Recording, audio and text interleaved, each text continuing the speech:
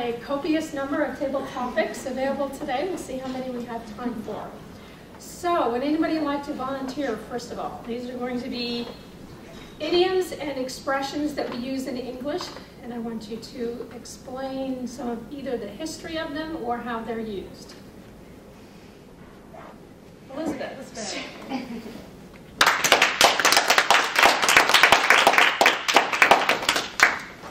I'm thinking an idiom or an expression. Yes.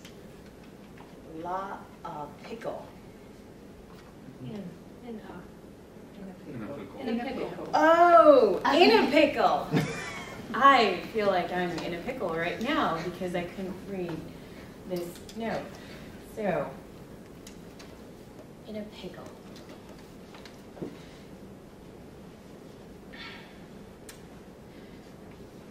It could relate to a pickle jar.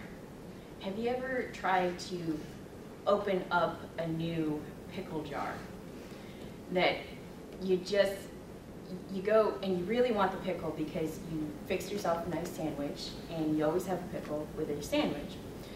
So you can't eat your sandwich yet because you want to get the pickle out and it's a brand new pickle jar, and if you're like me, you're single and you don't have a big strong person around to open up the pickle jar. So, and that kind of leads you to be in a pickle because you're going to open up this pickle jar and you're turning it and it's not turning. You get out the hot water to put on the top of the lid and you're hoping that that's going to increase the density of the lid, and that doesn't work, and you're still, you want your pickle because you worked so hard. You've worked probably about a minute or so at getting into this pickle that you can't get out of, or you can't get the pickles out of the jar. So this leads to this cyclical relationship where you're just in this pickle and you're hoping that you can just crack open that jar to get your pickle out. So that's how you get out of a pickle. You just crack the glass, and you're fine after that, and you can have your sandwich. So with copious amounts of pickles.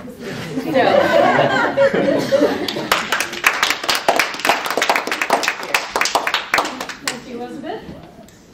Next, how about Amanda? Amanda, do it.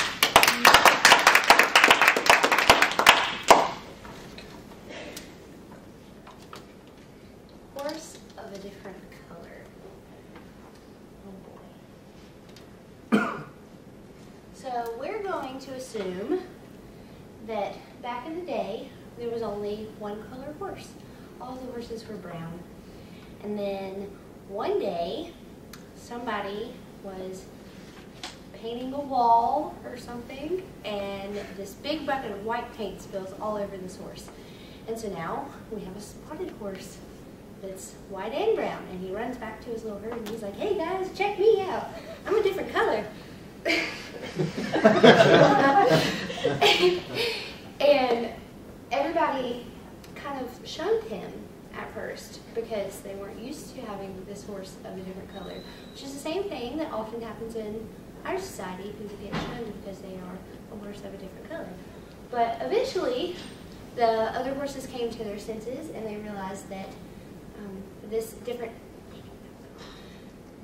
color horse was actually pretty cool, and they all wanted to be like him. And so then they went and ruined the poor carpenter's day and stole all of his paint, and now we have painted horses with copious amounts of colors on them. Thank you, Amanda. Josh?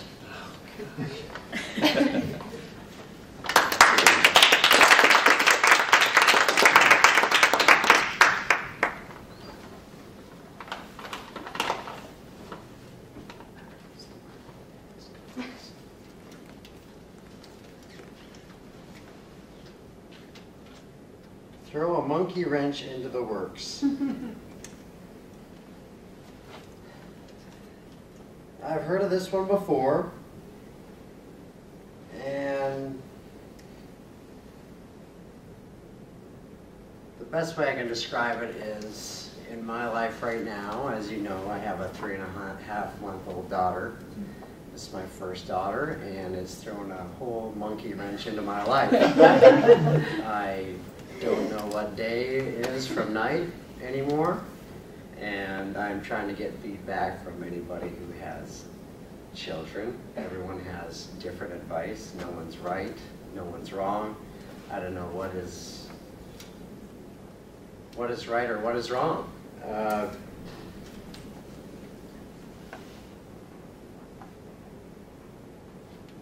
I'm sure all you who have children have already experienced this. I am going through a copious amount of endless time to wait for the green light to come on.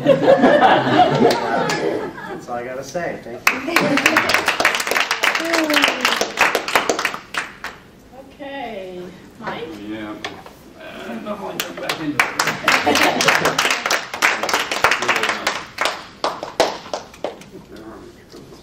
Yep.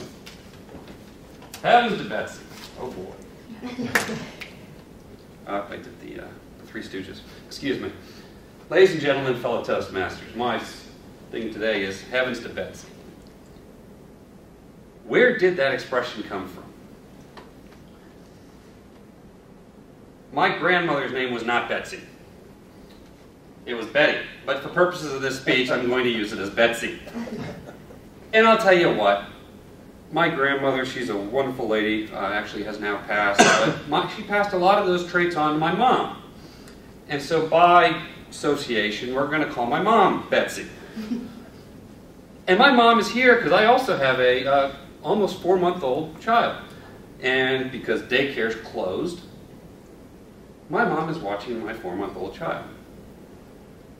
Well, every night this week, I have at some point thought to myself, heavens to Betsy, in whatever sort of relationship we can develop there. What is she talking about? Because if there's one thing my mom loves, it's she loves to talk. And a lot of times just talk about nothing. I love my mom, don't get me wrong. I have copious amounts of love for my mom and my grandmother. But she can talk about some of the most asinine things.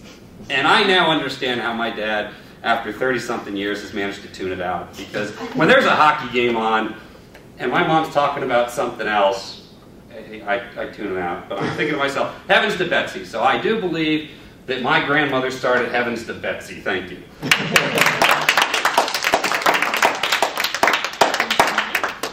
we have time for any more? We have time for one more, and just be sure to remind everybody. Okay. Any volunteers for the last one? Or I'll choose. Volunteer, be volunteered. Volunteer if you don't have a role. Sean. I'll go. Yeah. Sean? Great. Thank you, Sean. All right. Okay. Good afternoon, fellow Toastmasters and guests. This one, I drew working like a dog, all right. Well, some dogs work awfully hard. There are certain breeds that are in the specific working group. There are also breeds that are toy breeds, non-sporting breeds. I'm a dog person. I like dogs, but working like a dog, if you're a dog that works, like the working group dogs like Australian Shepherds and German Shepherds and Saint Bernards and things like that. You know what it means to work really hard. Now, my dogs do not work very hard at all. They might get up every once in a while and patrol the yard, but it doesn't really look like work. they think that they're doing a great job, and they might they might yeah, go left and right, and make sure that there's no danger. But